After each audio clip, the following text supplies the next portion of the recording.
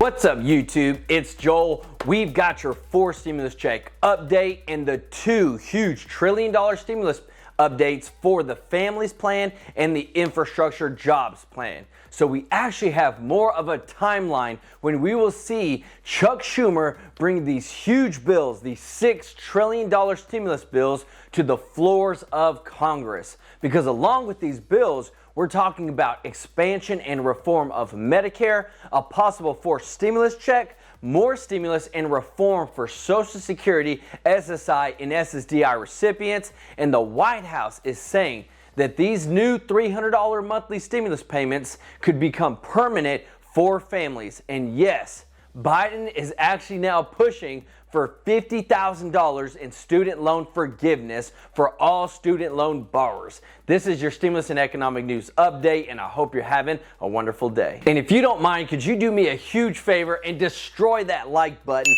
for this video and the YouTube channel and the YouTube algorithm, because it loves it so much and it actually helps to grow the channel and get these videos out there, and it really means a lot to me. And please, if you haven't already subscribed, go ahead and hit that subscribe button to stay up to date on all stimulus and economic news that affects you. And please, if anyone asks you for personal info or to contact them on WhatsApp, it's not me, it's fake. Please don't do it. So we have Senate Majority Leader Chuck Schumer, who said that his plan is for the upper chamber to move these huge stimulus bills through the Senate in July, whether the legislation is bipartisan or not. This is huge because this is something that he's going out and saying that no matter what's going on with the bipartisan talks with Biden, he has his reconciliation bill that's ready to hit the floor of the Senate in July to move forward.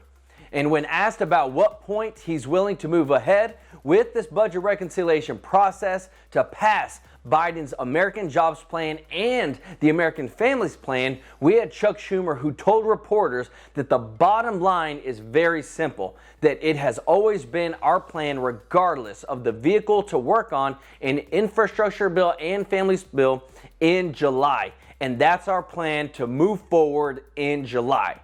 With this budget reconciliation, they're going to be able to pass a vast majority of everything that we have been talking about concerning Social Security and the $200 increase, as well as bringing everybody up to 125% of the federal poverty line that's receiving Social Security. We've got the expansion to Medicare of lowering the age from 65 to 60 and adding vision, dental, and hearing to that program as well. On top of that, we've got an expansion of the child tax credit, because normally it was $2,000 per child, but they raised it up to $3,600 per child, and they want to continue this for the next 4 years and then actually to be made permanent as a law so that it's forever that large amount and being sent out monthly to families. Then we've got Bernie Sanders, who said Biden and I are taking a look at the reality for working families for the infrastructure plan, and all that the president is doing, all I'm doing is taking a look at the reality for helping out working families, understanding that their needs have been ignored for decades. Now it's time to create good paying jobs, millions of good paying jobs, addressing healthcare, housing, and infrastructure.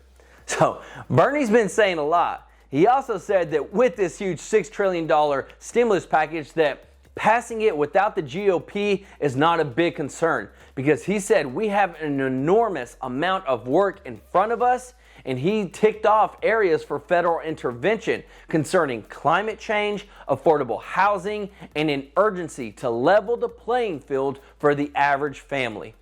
With this comes one of the biggest reforms also to Medicare and Social Security, because with the Social Security, the average payout has been $794 for a while, and that's way below the poverty line, and that's why they want to increase everybody by over $547 that are at that level to get them to 125% of the poverty line, actually receiving a total of $16,092 per year from what they're currently receiving.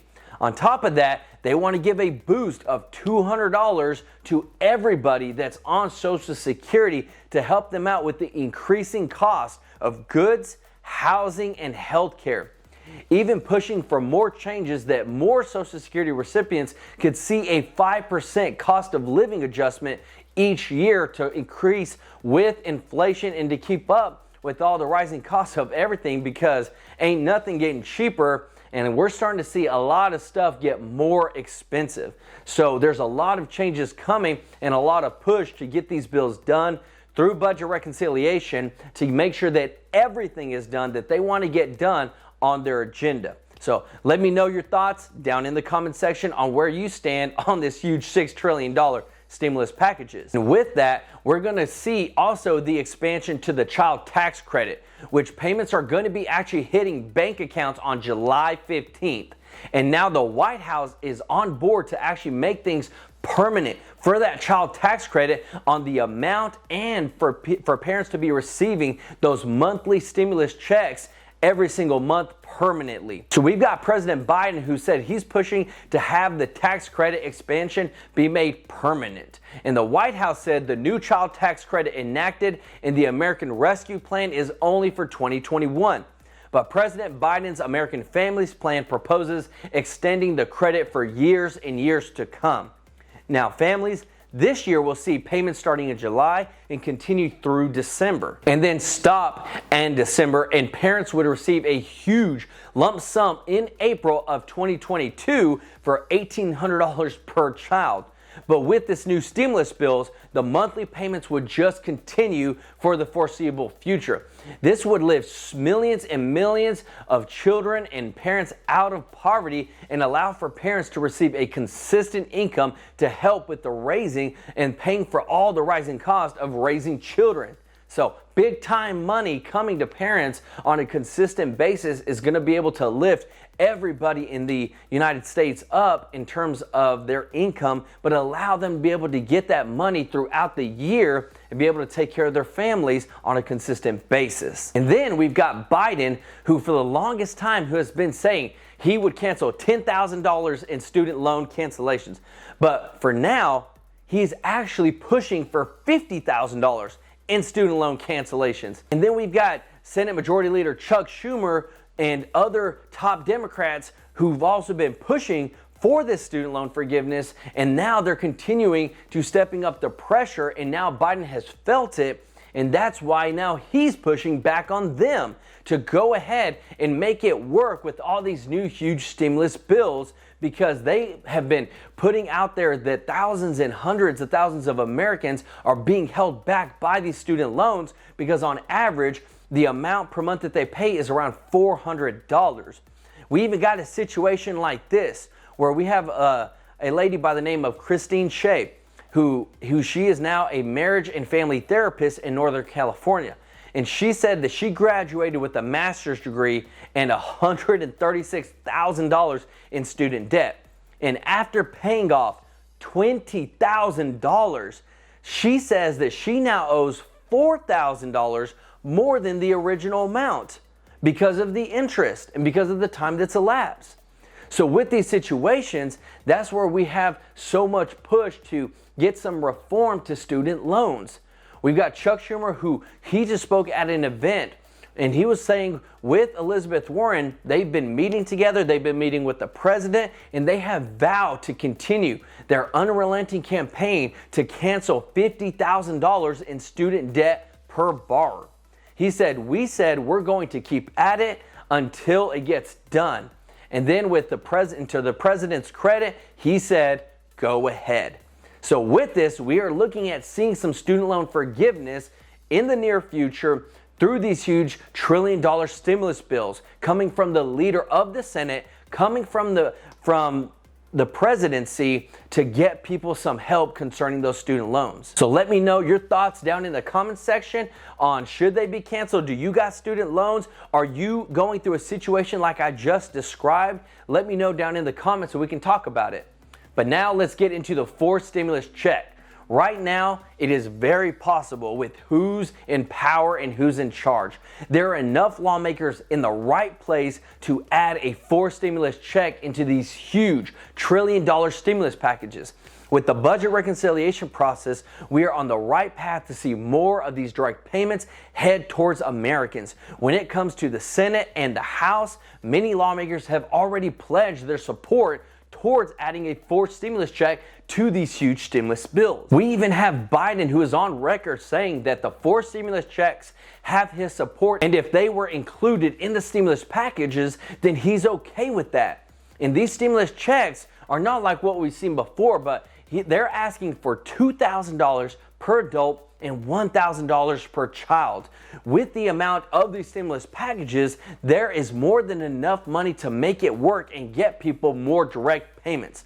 But understand that these are great, but what's the long-term game in terms of getting people out of poverty and getting them opportunities to better themselves for the long run and to make it so that they're building financial freedom and financial wealth? Well, Biden and all of them's plan is, hey, just put people into college, give them the college, give them the free opportunity to go to a public 4-year college, and then they can get the education for free to be able to get a job and get to that financial freedom. But what happens to those that are already working in the field right now? What about creating opportunities for those that they've got maybe 2 or 3 kids and they're trying to make it, and they're trying to help them get back into school and re-educate themselves and build more skills to be able to provide more for their family? That, to me, is what we should be seeing, and I hope that they bring some programs like that so that they can take care of people now, not just the people that are going to go through college in the future. So let me know your thoughts on that in the forced stimulus check, and are you ready for another one? Because I believe a lot of people are. But remember, these are one-time payments, but you can start investing in growing your money and build yourself into financial freedom, starting with whether it's $1, $5, $10, $15. It takes time, it takes consistency. Every single week, it takes time to build that wealth. But if you don't start now, when are you going to start? So you might as well start now and start off with some free stocks. I've got 2 links down in the description to get you 2 free stocks with Webull worth up to $1,850. And go ahead, sign up with Robinhood as well, because they give you 2 free stocks as well worth up to $500. But this is free money that can get you started on building wealth and heading towards financial freedom. Remember, those links are down in the description. I personally invest into the S&P 500. They've done phenomenal over the past decades, and they're continuing to do really, really well. So to me, that's where I've got my money, and I'm reaching financial freedom, and I want you to as well. And I want you to win with your finances. If you have any questions, please ask them down in the comments section. But don't forget to subscribe, like this video, and hit that notification bell to stay up to date on all stimulus and economic news that affects you, and learn how to build some wealth. This is Joel with True Life Investing. Until next time, peace out.